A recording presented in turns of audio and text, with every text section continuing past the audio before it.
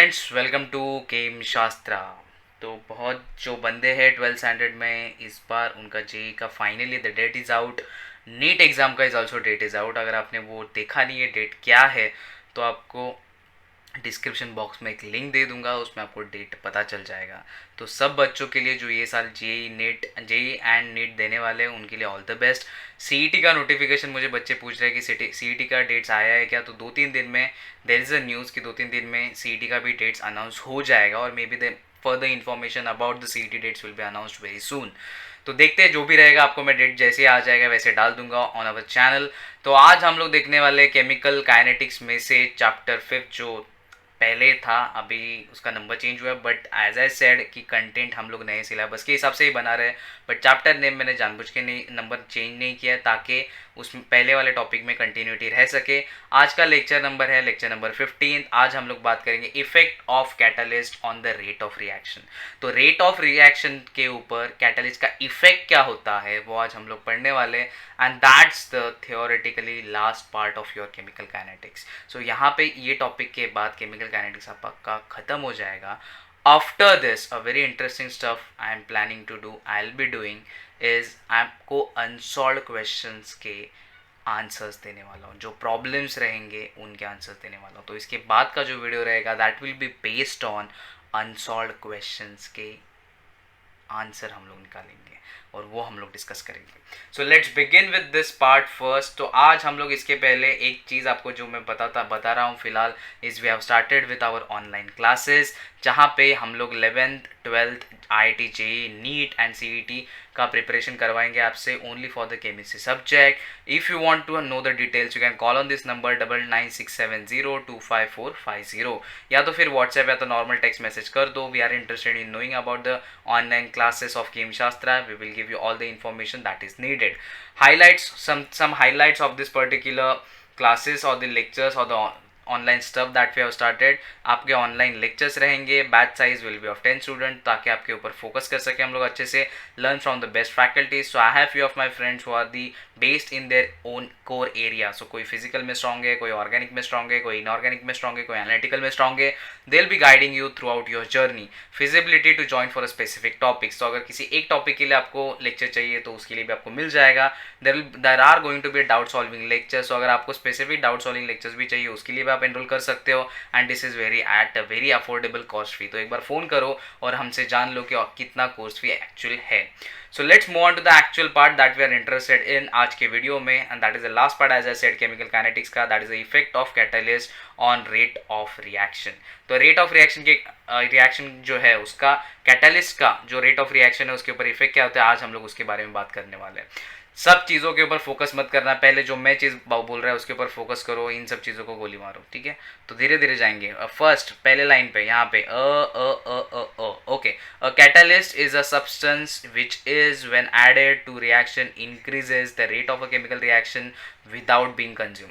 तो अगर बचपन वाला डेफिनेशन अभी भी दिमाग में रखा हुआ है, क्या what catalyst is something that does not participate in the rate of the does not participate in the reaction but still enhances the rate of the reaction, तो वो भूल जाओ, वो बचपन वाला डेफिनेशन था। वो आबरा का डाबरा जादू जैसा कुछ तो चीज़ लगता है। कैटलिस्ट वहाँ से कुछ तो मस्त अपना कुछ तो एक अपना डायलॉग मारेगा या तो फिर कुछ मंत्र मारेगा और फिर आपका रेट ऑफ रिएक्शन बढ़ जाएगा, वैसा नहीं होता। So catalyst do participate in the rate of the reaction, but it at the end of the reaction it gets regenerated, जो भी कंज्यूम होता है। And that's why you feel कि कैटलिस्ट ने रिएक्शन में पार्टिसिपेट किया ही नहीं है, but that is not the reality. So this is the actual definition of a catalyst, is a substance which is when added to the reaction increases the rate of a chemical reaction without being consumed. So consume होता है but at the end of the reaction gets regenerated. So इसके लिए हम लोग एक example discuss करेंगे। So 2KClO3 that's a decomposition of potassium chloride, that is KClO3। जब इसका decomposition होता है that gives you 2 moles of KCl and 3 moles of oxygen in the gaseous state। तो ये भी रिएक्शन सेम है, पैरेलल हम लोग देखते हैं। 2 moles of KClO3 in the solid state will undergo decomposition to give you 2 moles of KCl in the solid state with 3 moles of oxygen in the gaseous state। अभी इसमें जो है यहाँ पे एक एडिशनल चीज़ है, that is MnO2 we are using as a catalyst in this specific reaction. तो ये रिएक्शन में MnO2 का रोल है that we are using this as a catalyst. जब इसका आप ग्राफ ड्रॉ करोगे तो आपको कुछ चीज़ें पता चलेंगी and that is what we are interested in. तो अगर यहाँ पे आप देखोगे तो on x axis what I have is a reaction coordinate. तो रिएक्शन कोऑर्डिनेट बच्चे लोग क्या होता है, रिएक्शन कोऑर्डिनेट इज एक ऐसी कुछ चीज़ की जो in a due course of reaction undergoes a change. तो आपने ये बहुत बार देखा होगा कि जब कभी एनर्जी प्रोफाइल डायग्राम डिस्कस होता है, this is also called as energy profile diagram. Energy profile diagram में हम लोग क्या करते हैं कि on x axis we take the reaction coordinates. तो रिएक्शन कोऑर्डिनेट्स क्या होता है कि इन अ रिएक्शन जो भी मॉलिक्यूल रहेगा उसमें the things which undergo change is called the reaction coordinate. तो क्या क्या चेंज होता है इन अ रिएक्शन, तुम्हारा बॉन्ड जब ब्रेक होता है तब बॉन्ड लेंथ चेंज होता है, बॉन्ड फॉर्म होता है तब बॉन्ड लेंथ चेंज होता है, बॉन्ड एंगल चेंज होते हैं। So what all that kind of stuff comes under reaction coordinates. So बच्चों को ये समझ में आता है रिएक्शन कोऑर्डिनेट्स क्या होता है। Next one is on y axis what we have is a potential energy. तो पोटेंशियल एनर्जी यहाँ पे सबका वाई के एक्सिस के ऊपर स्केल है। तो ये यहाँ पे है मेरा रिएक्टेंट, ठीक है। I will take another colour, ये इतना जम के दिख नहीं रहा है। Okay, so let's talk about this one. So as you can see यहाँ पे क्या है मेरा, यहाँ पे रिएक्टेंट है विच विल अंडरगो रिएक्शन। यहाँ पे आपको पता है कि कभी भी रिएक्शन क्या होता है, इंटरमीडिएट या तो ट्रांजिशन स्टेट से जाती है, और ट्रांजिशन स्टेट या तो इंटरमीडिएट बनने के बाद आपको फाइनली क्या मिलेगा, in this reaction you are going to get the product in this reaction. अभी ये रिएक्शन में ये जो बैरियर है, हम लोगों ने लास्ट टाइम के 2-3 लेक्चर्स हमारे देख लो, लेक्चर नंबर 11, 12, 13, 14, जहाँ पे हम लोगों ने एनर्जी प्रोफाइल डायग्राम के बारे में बात किया हुआ है। We have talked about the activation energy क्या होता है, पोटेंशियल एनर्जी बैरियर क्या होता है। Until unless your reactant crosses with potential energy barrier, तब तक आपका प्रोडक्ट में कन्वर्ट नहीं होता। सो कोलिजन थ्योरी में ये पोटेंशियल एनर्जी बैरियर क्रॉस करना बहुत ही इंपॉर्टेंट है, बहुत ही मायने रखता है, then only your reaction will proceed. तो ये जो चीज़ है, ये आप अगर सब इमेजिन करो, आपके पास एक पत्थर है सर्कुलर, वो आपको एक पूरे पहाड़ से उठा के लेके जाना है इस पीक के ऊपर, और फिर बाद में यहाँ से छोड़ दोगे तो वो नीचे प्रोडक्ट में कन्वर्ट हो जाएगा। तो putting this into this particular point is something that is a very hard task that you got to do। उतना आपके पास sufficient energy होना चाहिए, बट यहाँ पे आने के बाद आपको कुछ नहीं करना है, सिर्फ पत्थर को धक्का दे देना है, वो नीचे आ जाएगा अपने आप। That means at this particular height the your transition state or the intermediate will have sufficient amount of energy कि वो प्रोडक्ट में अपने आप कन्वर्ट हो जाएगा by losing certain amount of energy। तो यहाँ तक रिएक्टेंट से आप ये पॉइंट तक आना इज अ पॉइंट कि जहाँ पे आपको एक्टिवेट होगा molecule for a further reaction. तो इसीलिए ये जो बैरियर रहता है from a reactant lower oxygen lower which is a lower in energy to the transition state, transition state will always have the higher energy as compared to your reactant as well as compared to your product। तो ये जो energy barrier है, ये जो energy difference है from your reactant to the transition state, ये जो है यहाँ पे reactant to the transition state, ये जो है that is a energy barrier that you got to cross to activate the transition state और to activate the intermediate. So ये जो बैरियर बोलते हैं इसको एक्टिवेशन एनर्जी कहते हैं। सो ये एक्टिवेशन एनर्जी बहुत मायने रखता है। आपका अगर रेट ऑफ रिएक्शन, सपोज अगर मैंने बोला ये आपको, सपोज इमेजिन करो, ये सब 2 मिनट के लिए छोड़ दो साइड में, यहाँ पे मैं आपको कुछ एक ड्राइंग निकाल के दिखाता हूँ। I am not good at drawing but still let's try to understand this. Suppose आपको ट्रेकिंग करने में इंटरेस्ट है, फॉरगेट अबाउट रिएक्शंस ना फॉर अ मोमेंट, ठीक है। आप यहाँ पे हो, ठीक है, this is the point where you are standing, और यहाँ से आपको ट्रेकिंग करते करते आपको यहाँ पे ये पॉइंट पे जाना है। नाउ यहाँ पे आपको जाने के लिए there are no other routes possible, there are no other ways possible, सिर्फ आपको एक ही only way possible is you have to climb this way up and then बाद में आपको नीचे उतरना है, then only you will reach to this point, ठीक है। तो ये पॉइंट में आई वांट टू रीच, ठीक है। नाउ जस्ट इमेजिन कि अभी ये कुछ तो एनर्जी लगेगा आपको ये पॉइंट से, from this point to reach to this particular point. अभी यहाँ से नीचे उतरने के लिए भी लगेगा, बट उसके लिए एनर्जी कंपेरेटिवली कम लगेगा जितना एनर्जी आपको यहाँ से ऊपर चढ़ने के लिए लगेगा, because you are working against the gravitational force. So obviously ये आपको कुछ एनर्जी लगने वाला है, तो minimum amount of energy that you require to climb this particular mountain is going to be your activation energy. अभी अगर सपोज मैंने आपको बोला कि यार ये एक पॉसिबल रूट है, मैंने बोला there is also another possible route for this particular journey and that is कि एक दूसरा पहाड़ है कि जिसका हाइट थोड़ा कम है। So what will you prefer, आपको वहां तक ही ये दोनों भी पहाड़ आपको उसी साइड में लेके जा रहे हैं, ठीक है। I will choose another colour so that you will understand what exactly I am talking about. So this is another mountain और दिस इज अनदर पहाड़ है जो मुझे क्रॉस करने के लिए वे आउट पॉसिबल है। तो यहाँ से ये भी मुझे यहीं पे पहुँचा रहा है, बट इसका हाइट कम है comparatively what you are having earlier वाला केस। सो ये this was your first case and this is your second case. कौन सा पहाड़ चढ़ना आप पसंद करोगे जहाँ पे energy will be less consume, क्योंकि यहाँ पे आप देख सकते हो ये जो बैरियर है वो बैरियर का हाइट कम हो गया। So when you are having talking about a catalyse reaction and uncatalyse reaction, this is your reaction when it is uncatalyse reaction. But जैसे आप कैटालाइज रिएक्शन में जाते हो ये पहाड़ का हाइट ही कम होते जाता है। तो लोग बोलते हैं रेट ऑफ रिएक्शन कैटालिस्ट बढ़ाता जाता है कैसे, एक्चुअली सिर्फ ऐसा नहीं है कि वो पहाड़ का हाइट कम कर देता है, वो सिर्फ एक्टिवेशन एनर्जी कम कर देता है, no, it follows all together a different pathway कि आप यहाँ पे क्या कर रहे हो, आपका सिर्फ यहाँ पे हाइट कम नहीं हो रहा है, you instead of going through this path number 1 now you are preferring to go by path number 2, so you also change your path. तो कैटलिस्ट जब आप रिएक्शन में यूज करते हो तो कैटलिस्ट के वजह से एक different pathway reaction completely follow करता है, जिसका एक्टिवेशन एनर्जी जो अर्लियर एक्टिवेशन एनर्जी उससे कम रहता है, या तो अनकैटलाइज रिएक्शन जो रहता है उसके एक्टिवेशन एनर्जी से कैटलाइज रिएक्शन का जो एक्टिवेशन एनर्जी होता है वो कम होता है, and that's why you require lesser amount of energy to cross that activation energy barrier, and obviously इसकी वजह से रेट ऑफ रिएक्शन बढ़ता है। तो यहाँ पे आप देख सकते हो, if will compare, this is the starting point, यहाँ पे उसी लेवल में ये स्टार्टिंग पॉइंट है, ठीक है, let's talk about this now, ठीक है, अल्लाह, okay, so you can see यहाँ पे ये आपका स्टार्टिंग पॉइंट है, इसी पॉइंट पे ये रिएक्टेंट है, आपका प्रोडक्ट का भी पॉइंट यहीं पे है, आपका प्रोडक्ट का इसका भी पॉइंट यहीं पे है। सो catalyst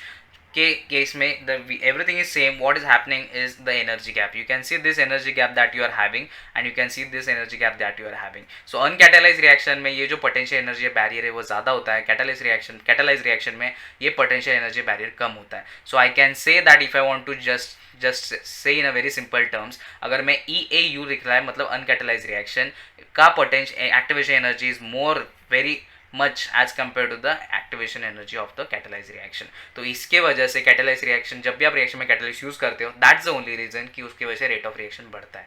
I am repeating again, catalyst use करने की वजह से आपका एक्टिवेशन एनर्जी है, उसका बैरियर जो है, उसका बैरियर जो है वो बैरियर कम होते जाता है, कम होने की वजह से आपको कम एनर्जी लगेगा। जो जैसे मैंने आपको बोला ट्रेकिंग कर रहे हो, आपके पास दो पाथ है, एक है कि जहाँ पे बहुत ऊंचा पहाड़ चढ़ के जा सकते हो, दूसरा है जो छोटा पहाड़ है, तो आप छोटा पहाड़ अगर चढ़ के जाओगे तो आपको कम एनर्जी लगेगा, with in a small span of time आप जल्दी भी पहुंच जाओगे, तो इसलिए आपका रेट ऑफ ट्रैवल बढ़ गया। तो वैसे ही रिएक्शन में जैसे ही आप क्या करते हो, आप कैटलिस्ट यूज करते हो, तो कैटलिस्ट का अपना पाथवे दूसरा ढूंढ लेता है जिसका जो एक्टिवेशन एनर्जी है वो always is lesser than the activation energy of the uncatalysed reaction.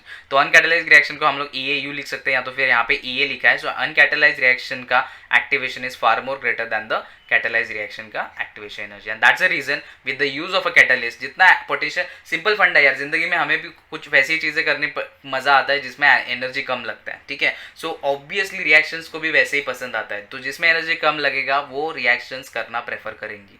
So that's the beauty of chemical reactions as well, it is related to our life. हम लोग बोलो ना यार, सिंपल है, अगर घर पे बैठे बैठे, now the things have change, you can see it for your self, कि अगर सपोज एक चीज़ है कि मुझे कुछ अगर सपोज ग्रॉसरी लाना है, तो फर्स्ट ऑप्शन, अभी तो लॉकडाउन है, अभी तो लोगों के पास मेजोरिटी एक ही ऑप्शन है कि either you have to go out, और mainly online services also functioning in some area, so that's another way out.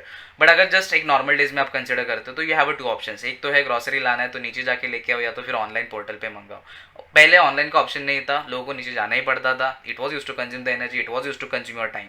Now the things have change, you have the option of online, तो लोग क्या करते हैं, online मंगाते थे, normal days I am talking about, online मंगा देते। तो ऑनलाइन मंगाओगे तो इसका मतलब कि आप टाइम बचा रहे हो, आपका एनर्जी बचा रहे हो, ठीक है। So something it's like a human behaviour only, हम लोगों को भी ऐसी चीज़ें करने में पसंद आता है जिसमें एनर्जी कम लगता है, and obviously reaction also wants to do the things which requires a lesser amount of energy because that takes a lesser amount of time as well as lesser amount of energy। तो इसीलिए ये भी कभी भी reaction में catalyst use करोगे तो उसका क्या होता है, वो कंप्लीटली डिफरेंट पाथवे फॉलो करता है, जिसका एक्टिवेशन एनर्जी कम रहता है as compare to uncatalysed reaction, and that's why your rate of reaction goes up. So I can say that in a simple terms, use of catalyst will increase your rate of reaction. अभी इसमें एक बहुत interesting चीज़ है, मैं बच्चों को बोलने वाला हूँ कि आपके बुक में कहीं पे मुझे मेंशन किया हुआ दिखा नहीं, but it's a very important that you got to understand. अगर आपका रिएक्शन इरिवर्सिबल है, you don't have to worry about it, but अगर आपका रेट जो है दैट इज रिवर्सिबल रिएक्शन, तो you have the two kinds of rates, one is a rate of forward reaction and one is a rate of backward reaction. तो बच्चों को ऐसा लगता है कि अगर मैं कैटलिस्ट यूज करेगा तो रेट ऑफ फॉरवर्ड रिएक्शन बढ़ेगा और रेट ऑफ बैकवर्ड रिएक्शन नहीं बढ़ेगा, that's a completely wrong thing. जब आप कैटलिस्ट यूज करते हो and if it is a reversible reaction, then your rate of forward reaction and rate of backward reaction equally increase होता है। तो chemical equilibrium जो रहता है वो शिफ्ट नहीं होता, even if you are going to use a catalyst. समझ में आ रहा है मैं क्या बोल रहा हूँ? ये देखो यार, गैप है ना, क्या कम हो रहा है, ये हाइट कम हो रहा है, तो ये रिएक्टेंट का पॉइंट भी सेम है, प्रोडक्ट का पॉइंट भी सेम है, ठीक है। तो यहाँ पे कुछ अलग नहीं होने वाला, बट इफ यू सी यहाँ पे, अभी इसका यहाँ पे देखो, यहाँ पे रिएक्टेंट को यहाँ तक जाने के लिए जितना एफर्ट मारना था, उतना प्रोडक्ट को यहाँ से यहाँ पे जाने के लिए एफर्ट मारना पड़ रहा है, ठीक है, उसके कंपैरिजन में। अभी ये गैप जितना कम हुआ रिएक्टेंट टू ट्रांजिशन वाला, ठीक है, ये वाला, उतना ही गैप यहाँ से यहाँ कम हुआ, ठीक है, जितना गैप ये प्रोडक्ट से ये ट्रांजिशन स्टेट में कम हुआ उतना ही ये प्रोडक्ट से ये ट्रांजिशन स्टेट में कम हुआ. तो whenever you are going to use the catalyst, if it is a reversible reaction, your rate of forward reaction and rate of backward reaction equally increase होता है. तो दैट्स द रीजन जिसके वजह से chemical equilibrium, if you are going to use a catalyst, chemical equilibrium shift नहीं होता. Otherwise हमें क्या लगता है कि अगर मैं कैटलिस्ट यूज करेगा रेट ऑफ फॉरवर्ड रिएक्शन जो होगा वो ज़्यादा होगा and chemical equilibrium will shift towards right. ठीक है, बट वैसे नहीं होता. ठीक है, तो हमें लगता है रेट ऑफ फॉरवर्ड रिएक्शन बढ़ेगा. No, rate of forward reaction जितने एक्सटेंट से बढ़ेगा उतने ही एक्सटेंट से रेट ऑफ बैकवर्ड रिएक्शन बढ़ेगा. तो ये दिमाग में छाप लो. तो catalyst is not going to influence your chemical equilibrium in the reversible reaction. That is a very important thing that you got to understand. Okay, moving on to the next part is, बहुत सारा drawing हो गया अभी, graph और एक दो नीचे graph है. This are the just additional examples that I am giving you so as to make you more comfortable. This is example from your new syllabus जहाँ पे दिया हुआ है अगर सपोज हाइड्रोजन परऑक्साइड है, अगर इसका डिकम्पोजिशन करोगे it will give you water molecule and oxygen in the gaseous state. Same reaction you are doing by using iodide ion. So this is a uncatalysed reaction. ये जो ये side में आपको दिख रहा है this is uncatalyzed reaction and on right side what you have is a catalyzed reaction. अगर इसका भी आप ग्राफ देखोगे so I have given you the perfect value. so यहाँ पे ग्राफ, यहाँ पे क्या है, this is a reactant. ये जो गैप है from a reactant to the transition state, ठीक है, this is your activation energy barrier. ये आपको क्रॉस करना है तभी आपको क्या मिलेगा, तभी आपको प्रोडक्ट मिलेगा. ये साइड में सेम यहाँ पे रिएक्टेंट है, यहाँ पे ट्रांजिशन स्टेट है. You have to cross this activation energy barrier and then you will get the product. Now if you will see the energy of reactant on this side, energy of reactant on this side, no matter whether it's a catalysed reaction और uncatalysed reaction, energy of reactant is gonna be the same. If you talk about product के side में, product का energy for catalysed reaction for uncatalysed reaction that is also going to be the same, that is not going to change. ठीक है, but जैसे आप catalyse use करते हो you can see activation energy for uncatalysed reaction, इसका value है 76 kilo joule per mole और यहाँ पे कितना है एक्टिवेशन एनर्जी का value, it is a 57 kilo joule per mole. That means as you are going to use a catalyst your activation energy barrier जो होता है वो कम होते जाता है, एनर्जी गैप कम होते जाता है. एनर्जी गैप जितना कम होगा उतना इजीली क्या होता है कि रिएक्टेंट कन्वर्ट होता है प्रोडक्ट में and that's the reason you get the rate of reaction increase होता है. That's the way how it influences. So यहाँ पे आपको वैल्यू है अनकैटलाइज्ड रिएक्शन का एक्टिवेशन एनर्जी कितना दिया हम लोगों ने 76 किलो जूल्स पर मोल और कैटलाइज्ड रिएक्शन का, this is for uncatalysed reaction, catalysed reaction का A prime that is 57 kilo joule per mole. As we have said what की कैटलाइज्ड रिएक्शन का activation energy is far more than the uncatalysed reaction का activation energy and that's the reason, sorry, uncatalyzed reaction का activation energy is far more than the catalyzed reaction का activation energy and that's the reason कि catalyzed reactions जो रहते हैं, catalyzed reactions उनका rate of the reaction ज़्यादा रहता है as compared to the reactions which are uncatalyzed. ठीक है, so this was just an additional example जो book में दिया हुआ था, that's why I wanted to discuss. A very important thing, अभी इसका इफेक्ट क्या होता है, सिंपल चीज़ है, हम लोगों ने कोलिजन थ्योरी थोड़ा सा प्रीवियस लेक्चर्स में जाके देखो, सबका लिंक आपको डिस्क्रिप्शन बॉक्स में मिल जाएगा. जब कोलिजन थ्योरी हम लोगों ने डिस्कस किया था तो एक सबसे इंपॉर्टेंट ग्राफ डिस्कस किया था. ये लेफ्ट साइड वाले जो पॉइंट्स हैं उनको थोड़ा टाइम साइड में रखो, इनके ऊपर फोकस मत करो, आई विल क्रॉस दिस. ठीक है, इनके ऊपर बिल्कुल भी आपको देखना नहीं है, बिल्कुल भी ध्यान नहीं देना है for a time being. Now just focus on the graph. हम लोग क्या करते हैं कभी भी, kinetic energy is on the X axis and the fraction of molecules is on the Y axis. तो ये चीज में जो एरिया रहता है, if you draw this graph, ये ग्राफ आपको क्या रिप्रेजेंट करता है, it tells you fraction of molecules that are having a range of kinetic energy. So अगर काइनेटिक एनर्जी का कुछ वैल्यू मैंने फिक्स किया, so this is a 0 point and this is suppose अगर मैक्सिमम हम लोग एज्यूम कर लेते हैं, this is just a random figure 100 kilo joules है सपोज. तो 0 to 100 किलो जूल्स में कितने फ्रैक्शन ऑफ मॉलिक्यूल्स है जो मेरे पास रहेंगे, कि कितना फ्रैक्शन ऑफ मॉलिक्यूल्स मुझे है कि जिनका इस रेंज में काइनेटिक एनर्जी है. सो दैट इज व्हाट, अगर मैं इस जो हाईलाइटेड एरिया इसका, हाईलाइटेड पार्ट इसका अगर एरिया निकालूंगा तो मेरे को फ्रैक्शन ऑफ मॉलिक्यूल्स मिल जाएगा. अभी इसमें फंडा क्या होता है पता है क्या, सबसे बड़ा इंपॉर्टेंट चीज़ जो बच्चों को समझ में आता नहीं है कि ठीक है ये तो हमें समझ में आ गया कि ये कैसा ऐसा ग्राफ है, बट इसका और कैटलिस्ट का लेना देना क्या है. ठीक है, तो कैटलिस्ट का क्या लेना देना है वो मैं आपको बताता हूँ. जैसे हम लोगों ने प्रीवियस रिएक्शन देखा, जहाँ पे प्रीवियस रिएक्शन में हम लोग को एक चीज़ तो पता चल गई, जो अनकैटलाइज्ड रिएक्शन था, we are talking about this reaction. ठीक है, जो ये अनकैटलाइज्ड रिएक्शन है इसका वैल्यू कितना है, 76 किलो जूल पर मोल. तो इसका एक्टिवेशन एनर्जी कितना है, 76 kilo joule per mole. Okay, activation energy of a uncatalysed reaction. ठीक है, now activation energy of a catalysed reaction कितना है, it is a 57 kilo joule per mole. ठीक है, ऊपर जाके देख लो एक बार, कंफर्म करना है तो it is a 57 kilo joule per mole. ठीक है, याद रह जाता है, जस्ट अभी तो बात किया था. नाउ काइनेटिक एनर्जी, अगर सपोज ये मैं स्केल डालेगा यहाँ पे, सपोज दिस इज अ 10 का scale, this is then 20, this is 30, okay, this is 40, जाने दो, उसके ऊपर लिख रहे हैं हम लोग 50, 60 एंड 70, या ओके, एंड देन सपोज अगर फॉर अ टाइम बिंग यहाँ पे 76 में हाईलाइट कर देता हूँ और यहाँ पे अगर मैं 57 हाईलाइट कर देता हूँ बीच में, ठीक है, just a thing that you got to understand. 57 and 76 this two are the numbers है, इसलिए हम लोगों ने लिया हुआ है। अभी इसका मतलब क्या है, काइनेटिक एनर्जी कोलिजन थ्योरी बोलता है अगर काइनेटिक एनर्जी आपका एक्टिवेशन एनर्जी से इतना या उससे ज़्यादा रहेगा then only that collision lead to a successful collision. What does that mean? Successful collision मतलब ऐसा कोलिजन की जो आपको प्रोडक्ट में कन्वर्ट होगा, otherwise it will go back to the reactant again. तो इफ यू सी दिस 76 का number, इसका मतलब इसके ये पॉइंट से लेके तो ये एक्टिवेशन एनर्जी है, ठीक है, ऑफ अ अनकैटलाइज्ड रिएक्शन। तो ये इससे ये पॉइंट से लेके जो आगे वाला एरिया तक जितने मॉलिक्यूल्स रहेंगे उतने ही मॉलिक्यूल्स मुझे सक्सेसफुल कोलिजन देंगे एंड वो प्रोडक्ट में कन्वर्ट होंगे, ठीक है। The moment I am going for a catalysed reaction, ये जो एक्टिवेशन एनर्जी का पॉइंट है वो पीछे आ रहा है, ठीक है। तो जैसे ये पीछे आएगा that is a activation energy of a catalysed reaction. तो ये नाउ यू कैन सी अभी 57 या तो 57 के आगे के जो मॉलिक्यूल्स है, ठीक है, जिनका एनर्जी 57 या तो 57 से ज्यादा है काइनेटिक एनर्जी, वो जो है that is going to give me the successful collision. Now you see the area that I am highlighting, now this area, ठीक है, तो ए प्राइम के लिए मैंने एरिया हाईलाइट किया और ए के लिए हम लोगों ने एरिया हाईलाइट किया था। कैन यू टेल मी कि किसका एरिया ज्यादा है? सो ए प्राइम वाला एरिया ज्यादा है for as compare to the A वाला area. What does that mean कि अगर आपका एक्टिवेशन एनर्जी कम होता है then the number of molecules, ठीक है, जिनका काइनेटिक एनर्जी एक्टिवेशन एनर्जी जितना या एक्टिवेशन एनर्जी से ज्यादा है उतने फ्रैक्शन ऑफ मॉलिक्यूल्स बढ़ जाते हैं और जितना वो मॉलिक्यूल्स बढ़ेगा उतना कोलिजन सक्सेसफुल होगा। जितना सक्सेसफुल कोलिजन होगा उतना प्रोडक्ट ज्यादा बनेगा, जितना ज्यादा प्रोडक्ट बनेगा उतना जल्दी बनेगा, सबसे इंपॉर्टेंट, और जितना जल्दी बनेगा उतना रेट ऑफ रिएक्शन बढ़ेगा। आई रिपीट इट अगेन, ठीक है, ये आपके लिए वापस रिपीट कर रहा हूँ, सुन लो भाई लोग मैं क्या बोल रहा है अच्छे से, ठीक है। तो ये थोड़ा सा जरा मेस जो हो गया है उसको थोड़ा सा साइड में रखते हैं ना, will focus only on the two things, ठीक है। सबसे इंपॉर्टेंट चीज़ें दो वैल्यू कंसिडर करते हैं ये स्केल में। ऑब्वियसली ये तो इतना बहुत ऑब्वियस है कि 57 जीरो से स्केल चालू होता है तो जीरो यहाँ पे रहेगा, आगे आगे बढ़ते जाएगा। तो जस्ट एज्यूम कर लेते हैं दिस इज अ 57 वाला point and this is what is your 76 वाला पॉइंट, ठीक है। ये ग्राफ क्या बोलता है, ये हाईलाइटेड ग्राफ बोलता है आपको एरिया अगर इसका निकालोगे तो इसके अंदर जो भी एरिया जिसके पॉइंट के बाद भी एरिया निकालोगे वो आपको बताएगा कि उतने काइनेटिक रेंज में कितने मॉलिक्यूल्स है, कितने फ्रैक्शन ऑफ मॉलिक्यूल्स है कि जिनका काइनेटिक एनर्जी उस स्पेसिफिक रेंज में है। मैंने बोला अगर मैंने अनकैटलाइज्ड रिएक्शन है तो उसके लिए मेरा ये कितना है, activation energy 76 kilo joule per मोल।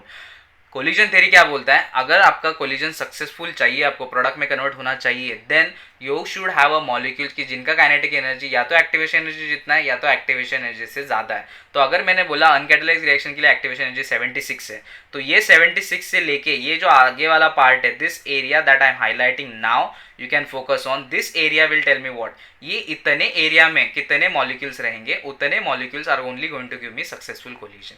ऑब्वियसली जितना एरिया रहेगा उतने फ्रैक्शन ऑफ मॉलिक्यूल्स रहेंगे, जितना एरिया बढ़ेगा उतने फ्रैक्शन ऑफ मॉलिक्यूल्स बढ़ेंगे।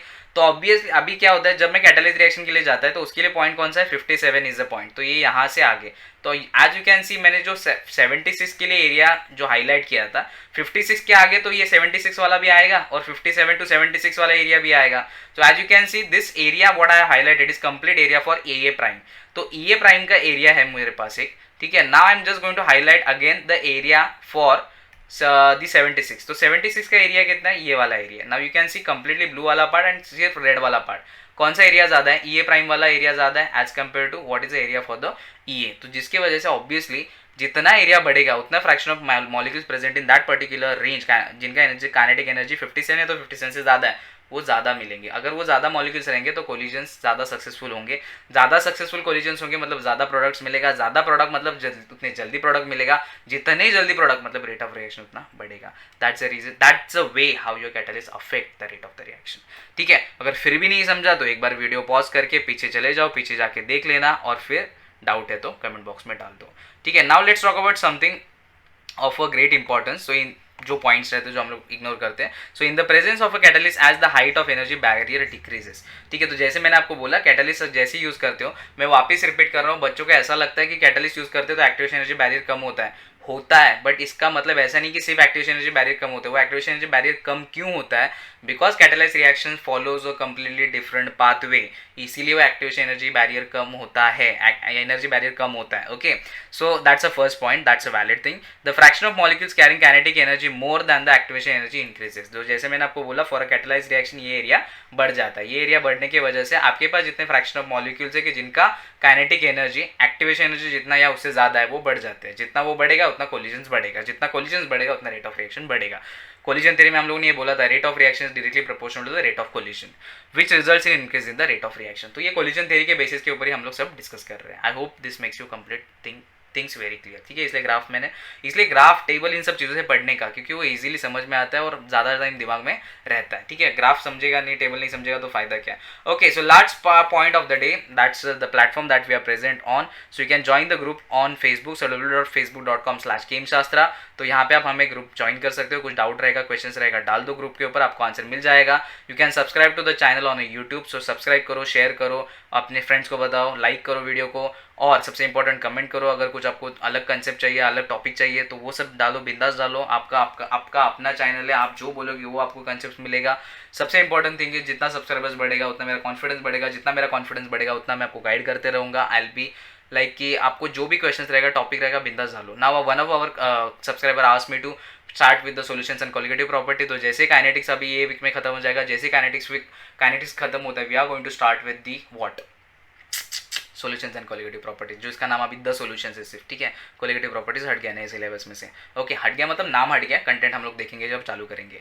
Okay, so we are present on Instagram, so this is our Instagram handle www.instagram.com/gameshastra। यहाँ पे आप जाके हमारे ब्लॉग ये कोड्स पढ़ सकते हो, तो आप वो डाउनलोड करके रख सकते हो। Along with that there are certain amazing fact that I share on this particular platform, आप वो पढ़ सकते हो। We have our own website that is www.gameshastra.com। यहाँ पे ये तीनों चीज़ें आपको एक जगह पे मिल जाएंगी। Along with that there are blogs that you are going to get, जो कुछ कॉमन टॉपिक्स के ऊपर है, and there are few chemistry notes which you can download for the free of cost, ठीक है। आपको ये कैसे लगा, आपको चैनल कैसे लग रहा है, आपको मेरा पढ़ाने का स्टाइल कैसे लग रहा है, please do comment on that. अगर आपको कुछ अलग टॉपिक है तो क्वेश्चंस के ऊपर डिस्कशन चाहिए तो वो भी कमेंट करना। That is going to be the something कि वो जो अपना नॉर्मल जो चल रहा है वो तो चलते ही रहेगा, जो सिलेबस चल रहा है, जो पॉइंट चल रहा है, and this is something like a live thing, ठीक है।